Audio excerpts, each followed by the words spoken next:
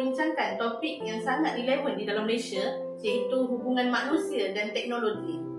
Teknologi bukan sekadar alat pada zaman kini, kerana ia adalah merupakan salah satu yang menjadi kehidupan kita. Kita akan menggunakan dengan cara berfikir, berhubung dan bekerja. Betul, teknologi ada di mana-mana dan semua orang guna setiap hari. Jika anda mempunyai gadget dan anda mempunyai rangkaian internet, maka anda boleh menggunakan di seluruh dunia. Dalam era sekarang, hubungan manusia dan teknologi telah bermula sejak dahulu lagi. Namun, sekarang zaman yang semakin moden. Jadi kita lebih bergantung kepada telefon pintar, kelajuan internet dalam kehidupan seharian kita. Sebagai contoh, kita akan guna telefon pintar dan internet ni untuk pembayaran utility, untuk pembelajaran, hiburan, komunikasi bersama keluarga jarak jauh dan sebagainya. Sedangkan pada hari ini juga, cara kita berkomunikasi juga berubah dengan sangat drastik. Dulu kita apabila nak menyampaikan mesej, kita akan menulis surat, menggunakan telefon rumah.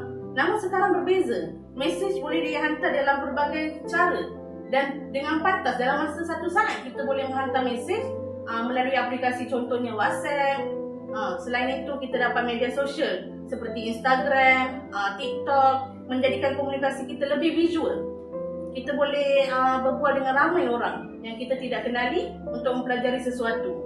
Sebagai contoh, ramai yang berkongsi maklumat dan berita melalui Twitter, TikTok, berbanding baca artikel. Sebab zaman generasi muda sekarang, mereka kurang membaca artikel, majalah dan sebagainya kerana mereka lebih suka bergantung kepada gadget. Dan aplikasi-aplikasi seperti TikTok, Instagram, mereka lebih seronok mempelajari daripada situ sendiri. Ya, saya setuju dengan pendapat awak sebab perkara ini memudahkan penyimpanan maklumat tetapi juga mencetuskan cabaran seperti berita palsu atau misinformation yang cepat merebak. Kadang video 10 saat pun orang terus percaya tanpa semak. Lebih-lebih lagi sekarang zaman AI yang mengedit manusia menjadi suatu animasi yang tidak wujud.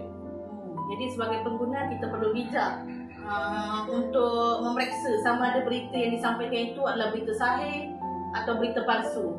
Kita perlu menjadi pengguna yang bijak dalam teknologi. Jangan salah guna teknologi. Tidak ketinggalan juga untuk kita kerana pada masa kini teknologi memainkan peranan yang sangat